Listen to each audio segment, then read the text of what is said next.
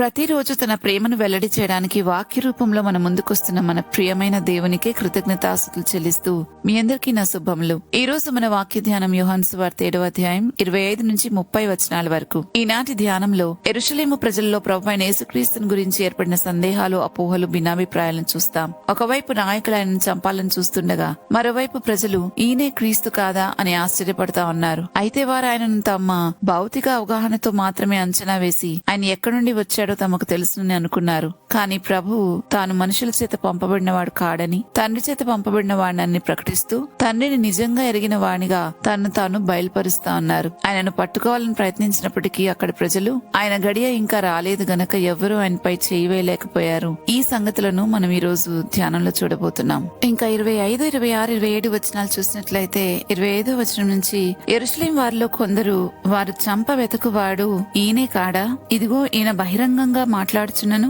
ఈయనను ఏమనరు, ఈయన క్రీస్తుని అధికారులు నిజంగా తెలుసుకుని ఉందిరా, అయినను ఈయన ఎక్కడివాడో ఎరుగుదము, క్రీస్తు వచ్చినప్పుడు ఆయన ఎక్కడివాడో ఎవడునూ ఎరగడని చెప్పుకొనిరి అని 27వ వచనంలో మనం చదువుతాం. ఈ వచనాలలో ప్రజల మధ్య జరుగుతున్న సంభాషణ గమనిస్తే వారు సత్యాన్ని పరిశీలించి మాట్లాడటం లేదు అన్న సంగతి మనకు అర్థమవుతుంది. వారు విన్న వాటిని బట్టి ఒక అభిప్రాయానికి వచ్చి అభిప్రాయాలను నిజమని నమ్మి మాట్లాడుతా ఉన్నారు. వారి మాటల్లో దైవజ్ఞానం కంటే మనుషుల సాంప్రదాయాలకు, ఆచారాలకు ఎక్కువ విలువనిచ్చినట్లుగా కనిపిస్తుంది. ఈ మాట దేవుని వాక్యంలో ఎక్కడ ప్రవచనంగా లేదు. అంటే పాత నిబంధనలో ఎక్కడ మెస్సియా వచ్చినప్పుడు ఆయన ఎక్కడి నుండి వచ్చాడో ఎవరికి తెలియదు అని ఎక్కడా రాయబడలేదు. వాక్యం అలా చెప్పట్లేదు. అయితే ఈ భావన యూదుల మధ్య ఏర్పడిన ఒక సాంప్రదాయ నమ్మకం. కొంతమంది రబ్బీలు మెస్సియా అకస్మాత్తుగా ప్రత్యక్షమవుతాడని, ఆయన మూలం ఎవరికీ తెలియదని బోధించేవారు. ఆ సాంప్రదాయం ప్రజల్లో బలంగా వ్యాపించింది. అందుకే ఇక్కడ ప్రజలు ఈయన ఎక్కడివాడో మాకు తెలుసు కాబట్టి ఈయన క్రీస్తు కాలేడు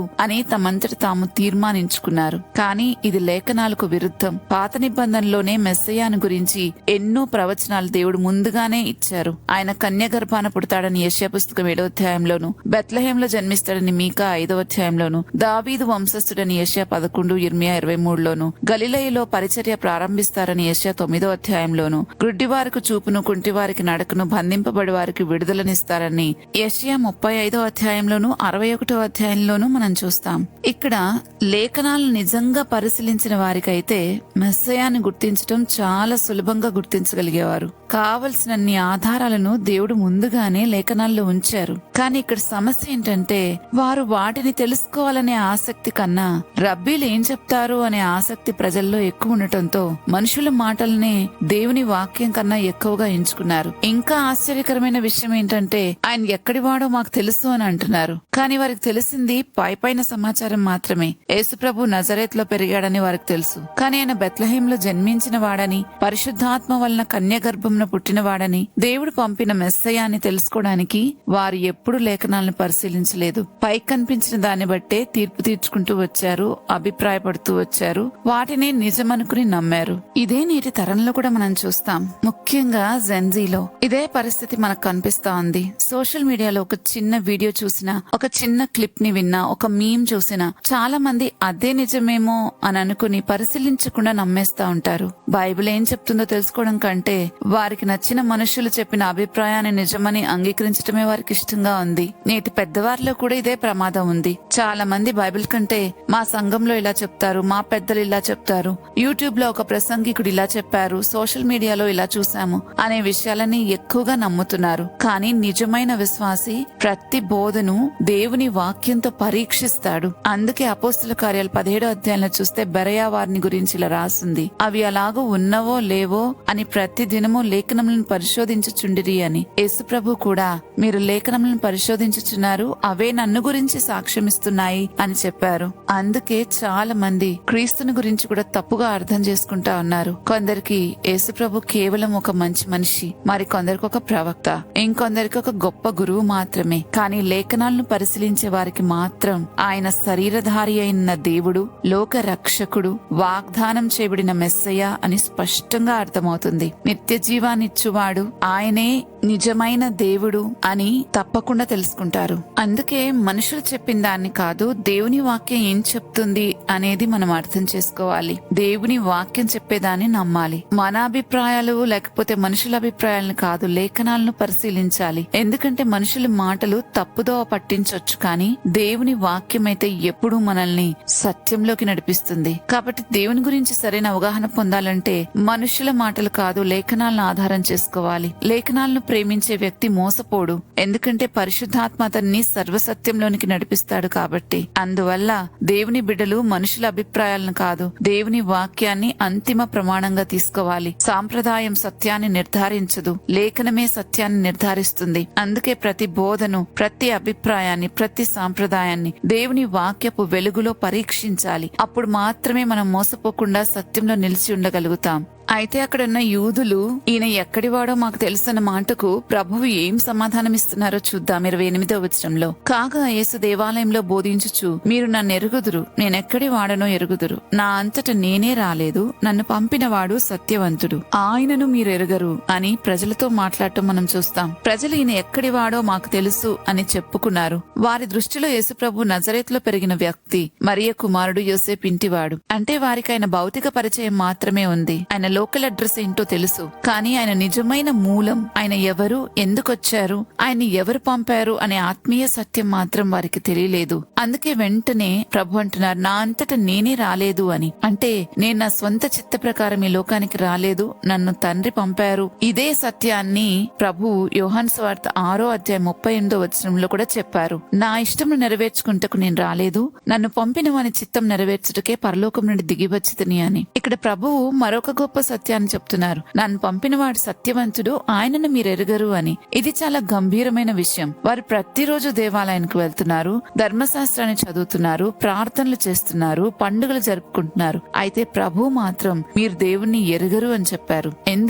ఎందుకంటే దేవుని గురించిన సమాచారం కలిగి ఉండటం వేరు, దేవుణ్ణి వ్యక్తిగతంగా తెలుసుకోవడం వేరు. వారికి మతం ఉంది, కానీ దేవునితో సంబంధం లేదు. వారికి ఆచారాలున్నాయి, కానీ దేవుని హృదయం ఏంటో వారికి తెలియదు. వారికి లేఖనాలున్నాయి, కానీ లేఖనాల కేంద్ర బిందువు అయిన క్రీస్తును గుర్తించలేదు. ఒకవేళ మనం కూడా ఇలాగే ఉన్నామేమో పరిశీలించుకోవాలి. నాకు యేసుప్రభుని గురించి సమాచారం మాత్రమే ఉందా, లేక యేసుప్రభుతో ఒక నిజమైన సంబంధం ఉందా అనేది మనల్ని మనమే ప్రశ్నించుకోవాలి. ఎందుకంటే దేవుని గురించిన సమాచారం మనసును నింపుతుందేమో, కానీ దేవునితో సంబంధం జీవితాన్ని మారుస్తుంది. అదే మనకు కావాలి, మనల్ని నిత్య జీవానికి నడిపిస్తుంది. ఇంకా 29వ వచనం చూస్తే, నేను ఆయన యొద్ద నుండి వచ్చి తిని, ఆయన నన్ను పంపిన గనుక నేను ఆయనను ఎరుగుదునని బిగ్గరగా చెప్పెను అని చదువుతాం. ఈ వచనంలో ప్రభు తన అధికారానికి మూలాన్ని తెలియజేస్తా ఉన్నారు. దేవుణ్ణి సంపూర్ణంగా ఎరిగిన వాడు యేసుక్రీస్తు ప్రభు మాత్రమే. ఎందుకంటే యేసుక్రీస్తు ప్రభు వారు ఆది నుండి వాక్యమై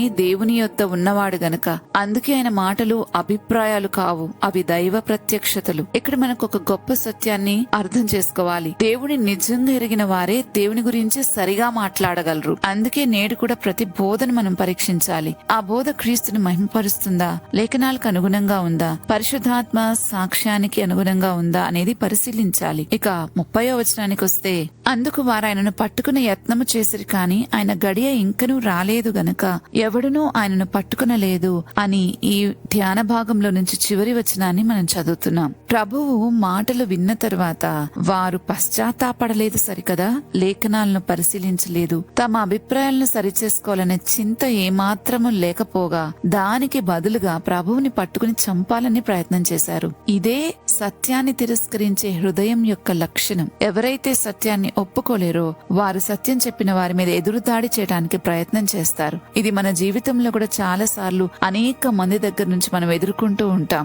చాలా సార్లు నిజం చెప్పినందుకు ఎదుటి వారు తిరిగి మన మీద దాడి చేయటానికి, అది మాటల దాడి కావచ్చు, లేకపోతే మనల్ని తక్కువ చేసేయాలని చెప్పి ఎలా పడితే అలా మనల్ని మాట్లాడటం లేదా చేయి చేసుకోవటం, ఇలాంటివన్నీ మనం చూస్తూనే ఉంటాం. కాబట్టి దాన్ని బట్టి మనకు అర్థమవుతుంది వారు సత్యాన్ని చెప్పితే అంగీకరించే స్థితిలో లేరు అన్న సంగతి. కనుక లాంటి వారి పట్ల వివేకంగా మనం ప్రవర్తించాలి. ఇంకా ఈ లేఖనంలో మనం చూస్తాం, ఆయన గడియ ఇంకనూ రాలేదు అని. అంటే వారు ప్రయత్నించారు కానీ విజయవంతం కాలేదు. ఎందుకంటే దేవుడు నిర్ణయించిన సమయము ఇంకా రాలేదు కాబట్టి. మనుషుల కోపము దేవుని ప్రణాళికను మార్చలేదు, నరుని కోపము దేవుని నీతిని నెరవేర్చదు అని లేఖనం సెలవిస్తా ఉంది. యూదుల కుట్ర దేవుని సంకల్పాన్ని ఆపలేదు. యేసుప్రభు వారు మనుషుల చేతిలో చిక్కిపోలేదు. తండ్రి నిర్ణయించిన సమయంలో సమయంలో తనను తాను అప్పగించుకున్నారు. అందుకే తరువాత ఆయన ఇలా అన్నారు. యోహాను సువార్త 10:18 ఎవడునూ నా ప్రాణం తీసుకొనడు, నా అంతట నేనే దాన్ని పెట్టుచున్నాను, దాన్ని పెట్టుటకు నాకు అధికారం కలదు, దాన్ని తిరిగి తీసుకుంటకు నాకు అధికారం కలదు, నా తండ్రి వలన ఈ ఆజ్ఞ పొంది తిని అని.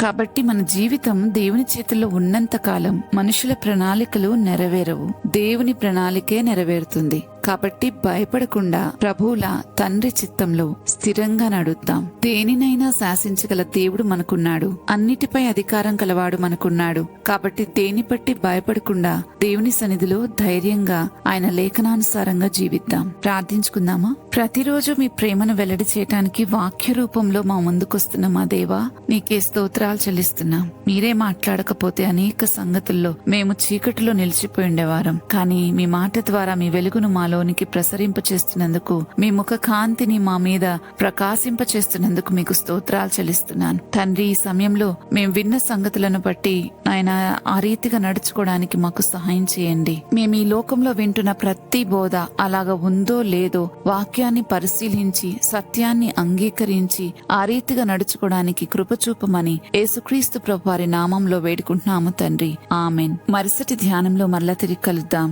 అంతవరకు దైవాశీస్సులు.